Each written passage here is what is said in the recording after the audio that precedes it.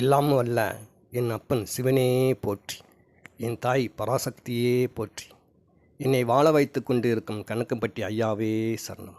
ஈஸ்வரா, இந்நிகழ்ச்சியை பார்த்து கொண்டிருக்கும் தங்களுடைய உள்ளத்திலும் தங்களுடைய இல்லத்திலும் தங்கள் வாழ்நாள் முழுதும் கணக்கம்பட்டி ஐயாவருடைய ஆசீர்வாதங்கள் என்றும் சிரஞ்சீவியாக அவருடைய அருள் என்றும் இருக்கும். ஈஸ்வரா, இந்த நிகழ்ச்சியை பார்த்து கொண்டிருக்கும் அனைத்து நண்பர்களும் அவர்களுக்கு என் மனமார்ந்த நன்றிகளை தெரிவித்துக் கொள்கிறேன். இந்த சேனலுக்கு சப்ஸ்கிரைப் பண்ணி லைக் பண்ணி தங்கள் நண்பர்களுக்கெல்லாம் ஷேர் பண்ணி கொண்டும் கமெண்ட்ஸ் பண்ணி கொண்டும் தொடர்ந்து பார்த்து கொண்டு இருக்கும் அனைத்து நண்பர்களுக்கும் என் மனமார்ந்த நன்றிகளை தெரிவித்துக் கொள்கிறேன். ஈஸ்வரா, இன்று என்ன செய்தியை பற்றி பேசலாம் அப்படின்னு பார்க்கும்போது, சமீபத்தில் நான் வைத்திருக்கும் அந்த சிறு பெட்டி கடையில் கண்ணக்கம்பட்டி ஐயா அவர்கள் உலாவி கொண்டு இருந்த சம்பவத்தை பற்றி தங்களிடம் பகிர்ந்து கொண்டு மகிழலாம் அப்படின்னு ஒரு சின்ன விருப்பம். இப்போ சமீபத்தில் ஒரு மாத இடைவெளி இருக்கும். ஒவ்வொரு நாள் கடையில் அந்த வீடியோ பாருங்கள். அந்த கடையை பற்றி ஏற்கனவே ஒரு வீடியோ போட்டிருக்கேன். உள்பக்கம் ஒரு 8 கட்டு சைஸ் தான் அந்த ரூம் பெட்டி கடையே, அவ்வளோதான் இருக்கும். 6 கட்டு அந்த மாதிரி சின்ன கிடையாது, அது மிக சிறிய ஒரு பெட்டி கிடையாது. அந்த ரூமுக்கும் விழுப்புரத்துக்கும் இடையில தான் அந்த சேரப்பட்டு உட்காந்துருப்பேன். சும்மா இருக்கிற நேரங்கள் கடைக்கு கஸ்டமர் வராத நேரங்கள் நான் இந்த மாதிரி யூடியூப் சேனலில் பல கருத்துக்களை பார்த்து கொண்டு இருப்பேன். அப்படி பார்த்து கொண்டு இருக்கும்போது எனக்கு பின்புறம் நான் சேரு போட்டு உட்காந்துருக்கேன். அந்த சேரு போட்டு உட்காந்துருக்கும் பின்புறம் ஏதோ ஒரு சிம்டம்ஸ், ஏதோ ஒன்று இருப்பது போன்று ஒரு மனம் உணர்கிறது. நான் சற்று நேரம் உடனே அதை திரும்பி பார்க்கல. சரி, என்னதான் பின்னாடி நடக்குது அப்படின்றத அறிவுபூர்வமாக மன ரீதியாக அதை உணர்ந்து பார்க்குறேன். நான் உடனே திரும்பி பத்தரக்கூடாது அப்படின்னு பார்க்குறேன். ஆனால் பின்னாடி ஏதோ ஒன்று நடமாடி கொண்டு இருக்குது அப்படின்றது மட்டும் நல்லா தெரியுது. ஏதோ ஒன்று அப்படின்னா உயிருள்ள ஜீவராசிகள் மாதிரி இல்லாமல் அதையும் ஏதோ ஒன்று இருக்குது, அதாவது சூட்சமமாக ஒன்று செயல்பட்டுக்கிட்டு இருக்குது அப்படின்றது என் மனம் உணர்கிறது. சில நேரத்தில் இந்த பாப்பாத்தி விழுப்புரத்துலேருந்து பறந்து உள்ளுக்கு போகும், அல்லது இந்த கரு வண்டு பறந்து உள்ளே போகும், அல்லது குளவி பறந்து உள்ளே போகும், கடைக்குள்ளே போகும். அது அந்த மாதிரி உலாவிக்கிட்டு இருக்கும். அந்த மாதிரி எதுவுமே விழுப்புரத்திலிருந்து கடைக்குள்ளே எதுவும் போகலை. அப்படி போகணும்னா நான் ஸ்டூல் போட்டு உட்காந்துருக்கேன். அந்த ஸ்டூலுக்கு போட்டு உட்காந்துருக்கும் போது என்னை கிராஸ் ஆகி தான் உள்ளே போகணும். அப்படி எதுவுமே என்னை கிராஸ் ஆகி உள்ளே போகவே இல்லை. ஆனால் கடைக்குள்ளே ஏதோ ஒன்று நடமாடிக்கிட்டு இருக்குது அப்படின்றது மட்டும் நல்லா தெரியுது. என்ன நடமாடிக்கிட்டு இருக்குது நம்ம அப்படியே அந்த யூடியூப் சேனலில் செல்லை முன்னாடி வச்சு கையில் வச்சு பார்த்துக்கிட்டு இருந்தவன் செல் அப்படியே இருக்குது. ஆனால் என்னுடைய கவனம் மட்டும் அப்படி பின்புறத்தில் இருக்குது. அதை பின்னாடி ஏதோ ஒன்று நடமாட்டிக்கிட்டு இருக்குது, ஏதோ ஒன்று இருக்குன்ற எப்போ உணர்ந்தேன்னா அந்த நிமிஷத்துலேருந்தே என்னோடய கவனம் பின்புறத்திலே தான் இருக்குது. சற்று நேரம் ஒரு 2-3 நிமிஷம் அதை கவனிச்சுக்கிட்டே இருக்கேன். பிற்பாடு நான் திரும்பி தான் பார்ப்பது, என்னது பார்ப்போம் அப்படின்னு எந்திரிக்கேன். ஆனால் உட்காந்து அதை மன ரீதியாக உணரும்போது அதுக்கு விடை கிடைக்கல. இந்த இதுதான் பின்னாடி இருக்குது அப்படின்றத உணரல, விடை கிடைக்க மாட்டுது. ஆனால் பின்னாடி ஏதோ ஒன்று இருக்குது, ஏதோ ஒன்று நடமாடிக்கிட்டு இருக்குது அப்படின்றது மாதிரி உணர்வேன். ஆனால் எந்த உயிர் ஜீவராசிகளும் என்னை கடந்து உள்ளே போகலை. குளவியோ கருவண்டோ பாப்பாத்தியோ எதுவும் கடந்து உள்ளே போகலை. இது மூன்றுமே கிடையாது. ஆனால் பின்னாடியே ஏதோ ஒன்று இருக்குது அப்படின்றது மட்டும் நல்லா தெரியுது.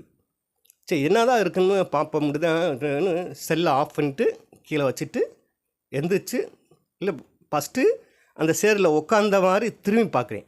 திரும்பி பார்த்தோம்னா எதுவுமே இல்லை. ஆனால் திரும்பி பார்க்காம இருக்கும்போது மன ரீதியாக பின்னாடி ஏதோ ஒன்று செயல்பட்டுக்கிட்டு இருக்குது அப்படின்றது மட்டும் தெரியுது. அந்த 2-3 நிமிஷம் பிற்பாடு விடை கிடைக்காதனால திரும்பி எல்லா பக்கம் முகத்தை திருப்பி பார்க்குறேன். எல்லா இடத்தையும் திரும்பி பார்க்குறேன், எதுவுமே காணோம். சென்று செல்லை ஆஃப் பண்ணிட்டு பிற்பாடு அது என்னை எந்திரிச்சு கடைக்குள்ளே நுழைஞ்சு அப்படி எல்லா பக்கமும் பார்க்குறேன், எதுவுமே காணோம். சுவத்தில் தான் எதுவும் உட்காந்துருக்கா, எது இருக்குமா, நடமாடுமா அப்படின்னு இப்படி பார்க்குறேன், எதுவுமே காணோம். சரி, இன்னும் எதுவுமே காணோம். ஆனால் மனம் மட்டும் இந்த மாதிரி ஏதோ ஒரு விஷயம் உணர்கிறதே, என்ன காரணம் அப்படின்ட்டு அந்த பெட்டிக்கடியில் வைத்திருக்கும் கணக்கம்பட்டி ஐயாவை முன்னாடி போய் நின்றுக்கிட்டு கை கூப்பி வணங்கியவாறு, ஐயா கணக்கம்பட்டி ஐயா, இந்த இடத்துல இப்பொழுது என்ன நடந்துக்கிட்டு இருக்கிறது எனக்கு தெரியப்படுத்தணும். கணக்கம்பட்டி ஐயா அப்பா அப்படின்னு மன ரீதியாக கண்களை மூடி வணங்கிவிட்டு கண்களை திறந்து கணக்கம்பட்டி ஐயாவுடைய அந்த ஃபோட்டோவில் இருக்கக்கூடிய கணக்கம்பட்டி ஐயாவுடைய பாதத்தை தொட்டு என்னுடைய கண்கள் தொட்டுக்கொண்டேன். திரும்பவும் வணங்குகிறேன். வணங்கிட்டு சுற்றி முற்றி பார்க்குறேன். ஐயா எனக்கு தெரியப்படுத்துங்க. ஆனால் இந்த ரூமுக்குள்ளே எப்பவுமே தாங்கள் என்னுடைய உள்ளத்திலும் இந்த கடையிலும் என்னுடைய இல்லத்திலும் தாங்கள் வாழ்ந்து கொண்டு இருப்பது எனக்கு தெரியும், எனக்கு சாத்தியம். வாழ்ந்து கொண்டு தான் இருக்கீங்க. இருப்பினும் இந்த பெட்டி கடையிலும் நீங்கள் இருப்பது எனக்கு தெரியும். இருந்தாலும் இதில் ஏதோ இப்போ ஒரு சூட்சமத்தை எனக்கு உணர்த்துறீங்களா இல்லையாந்தில்ல. ஆனால் மனம் உணர்கிறது. அதோட சூட்சமம் என்னன்றதை விட கிடைக்கல. தாங்கள் தான் எனக்கு தெரியப்படுத்துங்கப்பா அப்படின்னு மனதார வேண்டேன். வேண்டிட்டு திரும்பியும் அந்த சுற்றி முற்றி பார்க்குறேன். இந்த அட்டை பாக்ஸ்னால் அடுக்கி வச்சுருக்கேன். அதுலேருந்து ஒரு பள்ளி விருட்டுன்னு வெளியேறுது. வீட்டில் ஊறி தெரியக்கூடிய அந்த பள்ளிகள் மிஞ்சி போனால் 3 இன்ச்சு, வால்லாம் சேர்த்தோம்னா 5 இன்ச்சு, 4 இன்ச்சு 4.5 இன்ச்சு இந்த மாதிரி தான் இருக்கும். அவள் நீளத்தில் தான் இருக்கும். கனம் பார்த்தோம்னா நம்மளுடைய சுண்டவருடைய கனத்துக்கும் கீழே கொஞ்சம் சற்று கம்மியாக தான் இருக்கும். குழந்தைகளுடைய சுண்டுவரல் கன்னத்தில் தான் அது கனம் பள்ளி இருக்கும். சராசரி பள்ளிக்கு வீட்டிலலாம் ஊறி தெரியும். அந்த பள்ளியில் பார்த்தோம்னா அவ்வளோதான் இருக்கும்.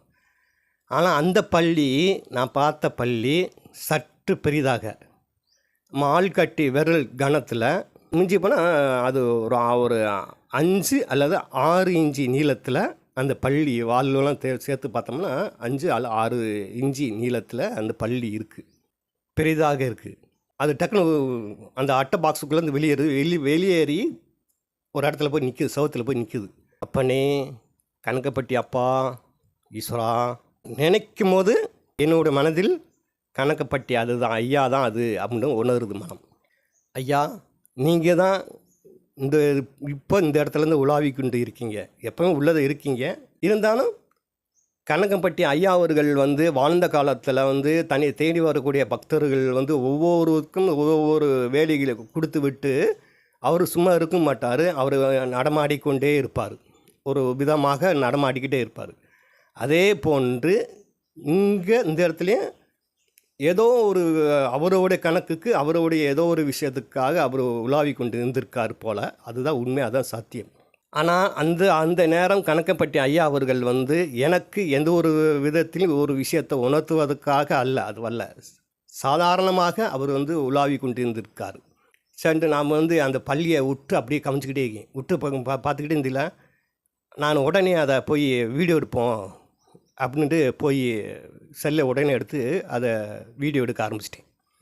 வீடியோ எடுத்துக்கிட்டே இருக்கேன். வீடியோ எடுத்துக்கிட்டே இருக்கும்போது கிராஸில் என்னோடய கண்கள் அந்த பள்ளியே பார்த்துக்கிட்டே இருக்கல. அந்த பள்ளி என்ன பண்ணுதுன்னா என்னை பார்க்குறது மாதிரி நான் உணர்றேன்.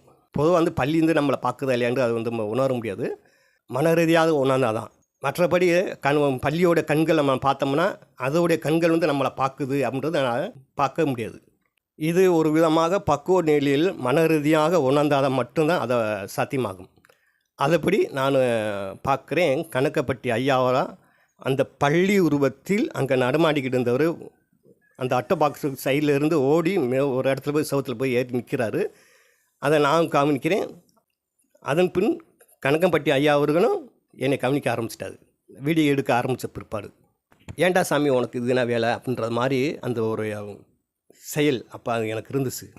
அவர் ஏதோ ஒரு இடத்து கணக்கம்பட்டி ஐயா அவர்கள் ஒரு இடத்துல இருந்தாலும் சரி, அவர் எந்த இடத்துல இருந்தாலும் சரி, இந்த உலகத்தேவே அவர் சூட்சுமமாக ஏதாவது ஒரு விஷயத்தை ஆராய்ந்து பார்த்து கொண்டு அறிந்து கொண்டும் தான் இருப்பாங்க.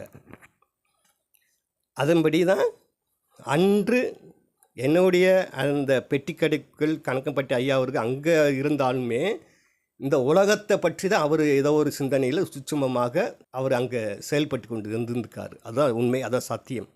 அப்படி இருக்கும் பொழுது தான் நான் வீடியோ எடுக்க ஆரம்பிக்கிறேன். அப்போ கணக்கம்பட்டி ஐயா அவர்கள் இது உனக்கு தேவையாடா சாமி அப்படின்ற மாதிரி பார்க்குறாரு. ஆகா, ஆமாம், இது தேவையில்லாத விஷயந்தான். கணக்கம்பட்டி ஐயா அவர்கள் வந்து ஏதோ இந்த ஒரு விதத்தில் இந்த உலகத்தை பற்றி ஆராய்ந்து கொண்டு இருக்கிறார்.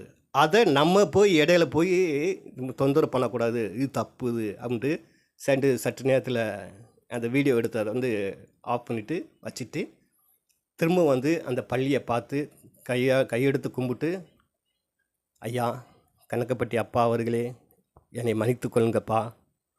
ஏதோ ஒரு ஆர்வத்தில் என்னன்னு தெரியாது, எனக்கு தங்களை கண்டாவே என்னோட மனம் பூரிப்படைந்து அந்த பக்தி பாசத்தில் வந்து உங்கள் மீது என்னோட கவனங்கள் வந்து வருகிறது.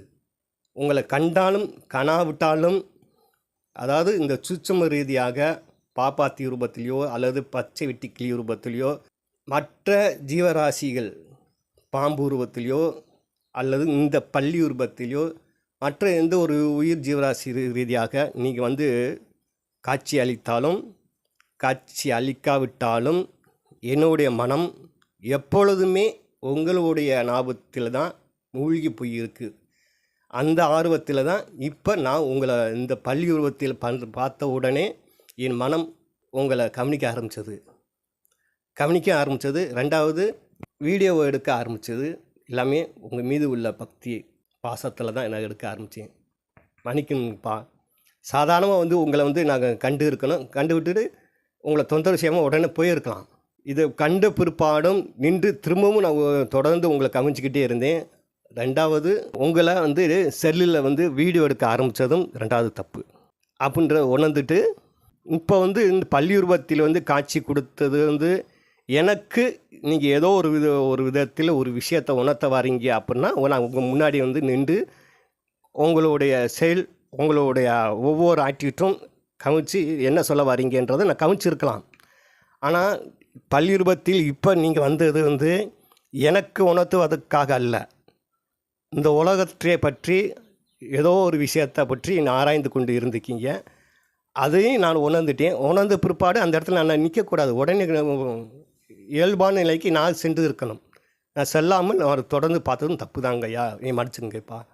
இருந்தாலும் நான் ஒரு சராசரி மனிதன் தானே, அந்த அளவுக்கு எனக்கு அறிவு ஆற்றல் எனக்கு கிடையாதுங்கப்பா. உங்கள் மீது இருக்கக்கூடிய பாசத்தில் பக்தியால் இப்படி நான் செயல்பட்டுட்டேன், இருப்பினும் என்னை மன்னித்து கொடுங்கப்பா அப்படின்ட்டு உடனே நான் வெளியேறிட்டு ஒரு 5 நிமிஷம் 6-7 நிமிஷம் கழித்து என் மனம் வந்து கணக்கம்பட்டி ஐயா அவர்கள் இன்னமும் அந்த இடத்துல இருக்கிறாரா இல்லையா அப்படி பார்ப்போம்ட்டு மெல்ல எழுந்திரிச்சு வந்து பார்க்குறேன். அந்த இடத்துல காணோம். சரி ரெண்டு மனசில் திருப்பி கணக்கம்பட்டி ஐயா ஒரு போட்டாக்கு முன்னாடி போய் சென்று கையெடுத்து கும்பிட்டு கணக்கம்பட்டி ஐயா அவருடைய பாதத்தை தொட்டு என்னுடைய கண்களை உப்பிக்கொண்டு வந்து உட்காந்து இயல்பாக மாறிட்டேன். இது எதுக்காக இன்று இந்த வீடியோவில் வந்து பேசுகிறேன் அப்படின்னா, கணக்கம்பட்டி ஐயா அவர்கள் வந்து நம்முடைய உள்ளத்திலும் வாழ்ந்து கொண்டு இருக்கிறார், நம்முடைய இல்லத்திலும் வாழ்ந்து கொண்டு இருக்கிறார். தன்னுடைய பக்தராகிய பல லட்ச கோடிக்கணக்கான பக்தர்கள் அவருக்கு இருக்காக. எல்லோருடைய உள்ளத்திலும் அவருடைய வாழ்க்கையில் அவருடைய இல்லத்திலும் அவர் வாழ்ந்து கொண்டு இருக்கிறார்ன்றது சாத்தியம். இந்த உலகம் முழுவதும் இந்த காற்று எப்படி நிரம்பி இருக்கிறதோ அதே போன்று கணக்கம்பட்டி ஐயா அவர்கள் வந்து இந்த உலகம் முழுவதும் நிரம்பி இருக்கிறார். அவருக்கு வந்து இந்த இடம்தான் அந்த இடம்தான் அப்படின்றது சாத்தியம் கிடையாது.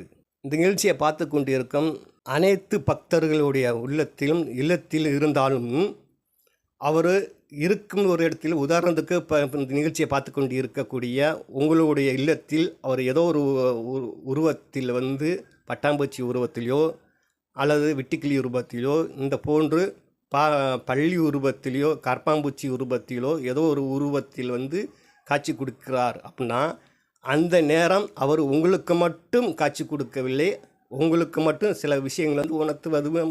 அந்த நேரத்தில் ஏதாவது ஒரு விதத்தில் அவர் உலாவி கொண்டு இந்த உலகத்தையே ஆராய்ந்து கொண்டு இருப்பார்ன்றத சத்தியம். இதை அன்று நான் உணர்ந்த விஷயத்தை இன்று நான் உங்களிடம் பகிர்ந்து கொள்கிறேன். கணக்கம்பட்டி ஐயா அவர்கள் வந்து எங்கிருந்து இருந்தாலும் எதை பற்றி வேண்டும்னாலும் அவர் ஆராய்ந்து கொண்டு இருப்பார் அப்படின்ற சம்பவத்தை அன்று கணக்கம்பட்டி ஐயா அவர்கள் வந்து எனக்கு உணர்த்தினார். அதை இன்று நான் உங்களிடம் பகிர்ந்து கொள்கிறேன். இதை பகிர்ந்து கொள்வதால் தாங்களும் இந்த நிகழ்ச்சியை, இந்த விஷயத்தை தாங்களும் அறிந்து கொள்ள வேண்டும் அப்படின்றதுக்கு தான் இந்த வீடியோ. இந்த நிகழ்ச்சியை பார்த்து கொண்டு இருக்கும் அனைத்து நண்பர்கள், அனைத்து கணக்கம்பட்டி ஐயாவருடைய பக்தர்களுக்கும் அவர்கள் உங்களுடைய உள்ளத்திலும் உங்களுடைய இல்லத்திலும் தங்களுடைய வாழ்நாள் முழுவதும் என்றும் அவர் சிரஞ்சீவியாக காத்து அவரோட அருள் என்றும் உங்களுக்கு இருக்கும். ஈஸ்வரா. மீண்டும் மற்றொரு செய்தி, மற்றொரு வீடியோவில் நாம் சந்திப்போம். ஈஸ்வரா.